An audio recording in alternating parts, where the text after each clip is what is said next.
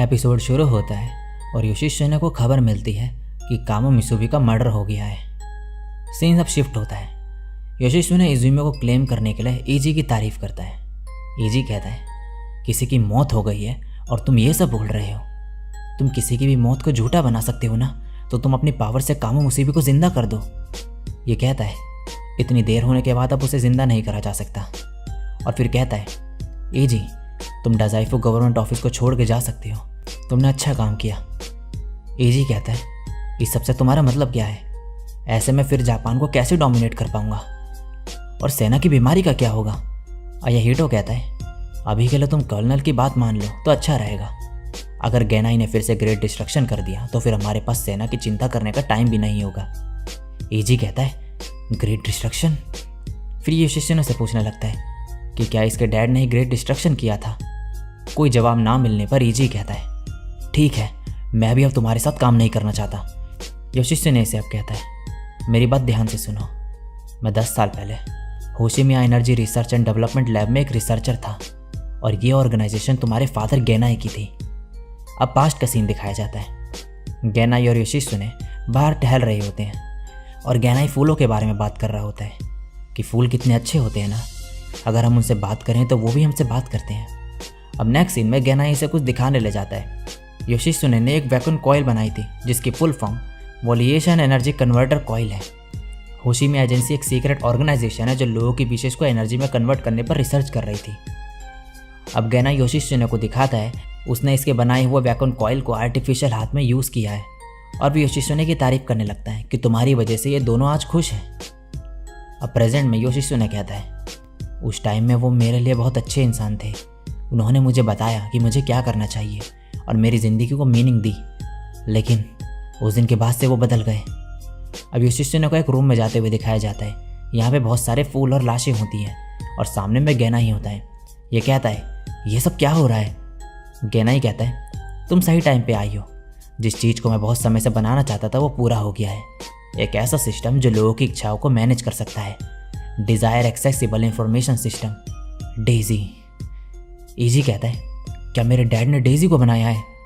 ये कहता है हाँ, और उन्होंने फिर डेजी को फ्री कर दिया और फिर डेजी ने सबको विशेष देना शुरू कर दिया और तुमने दुनिया तबाह करी।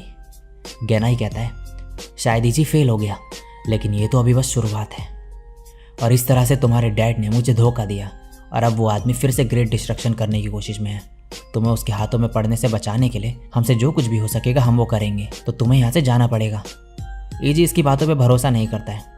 तभी टाइकी आता है और कहता है कर्नल जो कह रहे हैं वो सच है। गेनाई यूएनआईजीएम टोक्यो हेडक्वार्टर्स में घुस गया है और अगले ग्रेट डिस्ट्रक्शन करने का प्लान बना रहा है। योशित्सुने कहता है हमारा मेन मोटिव गेनाई के प्लान्स को फेल करना है। इससे पहले कि वो कुछ करे हम वर्ल्ड को डोमिनेट कर लेंगे। अब सीन शिफ्ट होता है। रीन कपड़े चेंज कर रही होती है और हटोरी बाहर से होता है। ये इसे एक वीडियो गेम देता है और कहता है तुम ट्रैवल करते वक्त बोर हो जाती होगी तो मैं ये तुम्हें दे रहा हूँ। रीन बोलती है तो इस बार हमारा ऑपरेशन क्या है? ये कहता है हम सेना के डिस्चार्ज होने की खुशी में डाजाइफो गवर्नमेंट ऑफिस में एक पार्टी रखेंगे। मुझे यकीन है कि ईजी इससे खुश होगा। नेक्स्ट सीन में ईजी सोच रहा होता है कि क्या उसकी जो भी मेमोरीज थी वो गलत थी। फिर ये कहता है डेजी को सब पता होगा है ना? तभी डेजी यहाँ पर आ जाती है और कहती है तुमने मुझे बुलाया ईजी? इसके कुछ बोलने से पहले ये कहती है रुको, अब कुछ और तुम्हारे सामने आने वाला है। कुरनाई रीन, उसे तुमसे कुछ बात करनी है। दूसरी तरफ यहाँ पर हथौड़ी ने हाटोरी इची को एक मिशन पे भेजा होता है। हथौड़ी कहता है कुरनाई रीन को डोमिनेट करने के लिए जो कंडीशंस चाहिए वो अभी एक्टिव नहीं है, तो वो होशिमिया जी से ज़रूर बात करेगी। कम से कम हम गद्दार लोगों से अपना फ़ायदा तो करवा ही सकते हैं। चलो अब होशिमिया सेना को पकड़ने का ऑपरेशन शुरू करें। अब ये कहता है ऑर्डर हयाकी याग्य और गेट ड्राइव। सीन शिफ्ट होता है। अब ये बोलता है कर्नल हमने डाइजाइफो गवर्नमेंट ऑफिस की लाइन खोल दी है। ईजी कहता है हिरागी ये सब क्या हो रहा है? ये कहता है तुम मुझे ये बताओ कि यह गद्दार तुम्हारे साथ क्या कर रही है?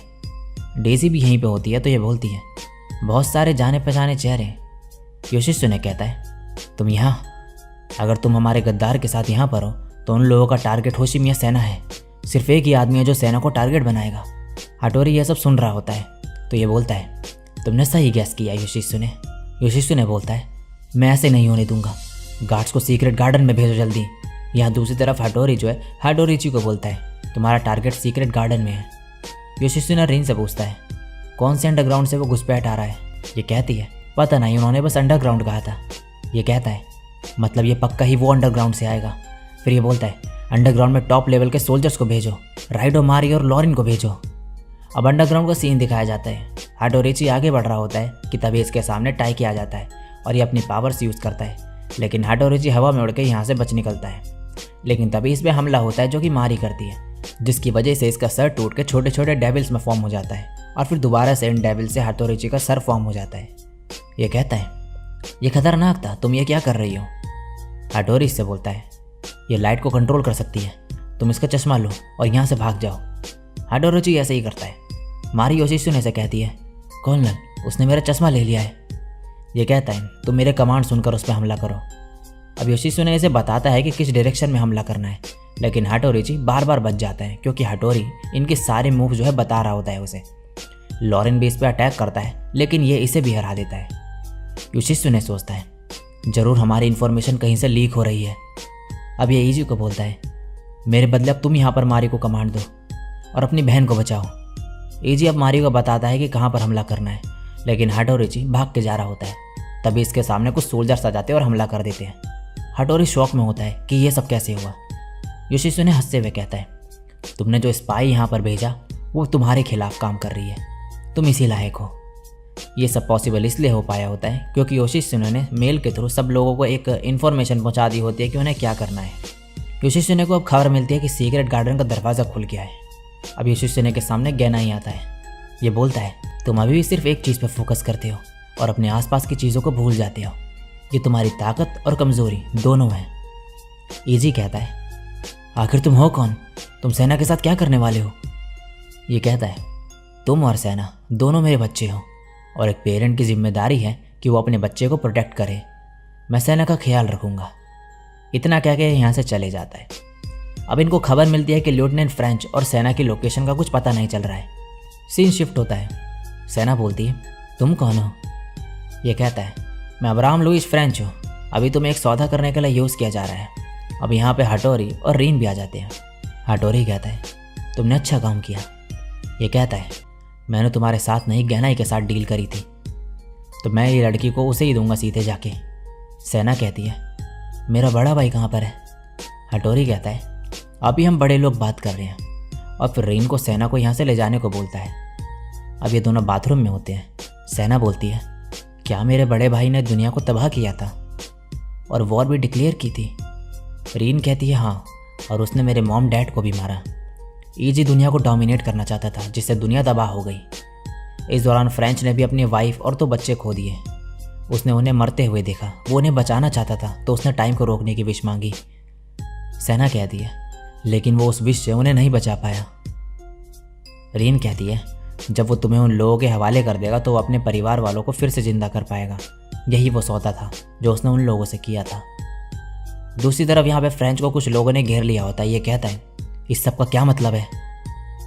सीन शिफ्ट होता है। ईओ अपनी प्रोडिक्शन के थ्रू ईजी को लोकेशन दिखाती है सेना की। ये इसे थोड़ा बहुत आइडिया देती है इसके थ्रू और कहती है सॉरी, मैं अपनी पावर से तुम्हें इतना ही बता सकती हूँ बस। ईजी अब यहाँ से जाने लगता है। ये लोग इसे रोकने की कोशिश करते हैं। ईजी कहता है मैं शांत कैसे रह सकता हूँ। योशित्सुने बोलता है तुम्हें अपने जाल में फंसाने के लिए उस आदमी ने सेना को किडनैप किया है। तुम्हारी मदद से ही वो ग्रेट डिस्ट्रक्शन कर सकता है, तो हम तुम्हें उसके पास नहीं जाने दे सकते। ईजी कहता है मुझे सेना को बचाना है, बाकी मुझे नहीं पता इस दुनिया के साथ क्या होगा। सेना मेरे लिए सब कुछ है, और इन सबको अपने डोमिनेशन से फ्री कर देता है और कहता है अब हमारे बीच में कुछ भी नहीं है, और यहाँ से चले जाता है। सीन शिफ्ट होता है। सेना कहती है कुरेनाई रीन, तुम मेरे बड़े भाई से रिवेंज नहीं ले सकती हो। जितना मैं अपने भाई को जानती हूँ वो मेरे लिए खुशी खुशी मर जाएंगे। अगर मेरा भाई शांति से मर जाएगा तो क्या तुम्हारा बदला पूरा हो पाएगा? अगर तुम्हें सच में मेरे भाई से बदला लेना है तो तुम्हें मुझे मार देना चाहिए। अगर तुम मुझे मार दोगी तो तुम उसे मौत से भी ज़्यादा दर्द दे सकती हो। तो तुम क्या करोगी कुरेनाई रीन? क्या तुम पिछली बार की तरह मुझे चाकू मारोगी? मुझे सब याद है। सीन शिफ्ट होता है। आयाहिटो कहता है अब तुम क्या करने वाले हो ईजी? ये बोलता है मैं इज़ेनागी श्राइन जाऊंगा और सेना को ढूंढूंगा। अब तुम यहाँ से जा सकते हो। ये कहता है मैंने इस मोमेंट का बहुत लंबे टाइम से इंतज़ार किया है। जहाँ पे तुम दोनों अकेले हो। एजी कहता है अभी मुझ पे ज़्यादा टाइम नहीं है। आयाहिटो कहता है तुम किसी और के लिए अपनी जान जोखिम में क्यों डाल रहे हो, वो भी उसके लिए जिसके पास सिर्फ आधे साल का समय है। या फिर तुम उनमें से हो जो इस बात का फ़ायदा उठा रहा है कि तुम सगे भाई बहन नहीं हो। एजी गुस्से में आ जाता है और इसे मारने लगता है। सीन शिफ्ट होता है। यहाँ पे फ्रेंच पे ये लोग गोलियाँ चला रहे होते हैं। हटोरी कहता है तुम्हारा ऑर्डर एक साथ इतने सारे टारगेट को नहीं रोक सकता है। अब यहाँ पे सेना और रीन आ जाते हैं तो ये इन लोगों को गोली चलाने के लिए मना कर देता है। सेना फ्रेंच की तरफ को जाती है। ये कहता है यहाँ पर मत आओ। ये बोलती है तभी तुमने अपनी वाइफ को भी मरने दिया ना। मैंने सुना कि तुम सिर्फ अपने परिवार वालों की डेथ को डिले करना चाहते थे, तो तुम्हारी पावर टाइम रोकना है ना। तुम्हारे दुश्मन तुम्हें गुमराह कर रहे हैं और तुम्हें अभी यहाँ मारा जा रहा है। ऐसे ही होता है जब तुम किसी और पर डिपेंड हो जाते हो। ये कहता है तुम्हें मरना है क्या। सेना कहती है मैं मर भी जाऊँ तो मुझे कोई फ़र्क नहीं पड़ता।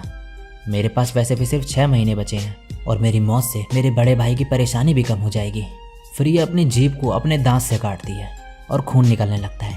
फिर बोलती है मजाक कर रही थी, मैं नहीं मरूंगी। चलो ऐसा क्यों नहीं करते हैं, मेरी मौत से तुम उन्हें धमकाओ और इस वजह से वो कुछ करेंगे भी नहीं। इसके बदले में तुम मुझे प्रोटेक्ट करना। चलो पहले एनिमी कमांडर से मिलते हैं।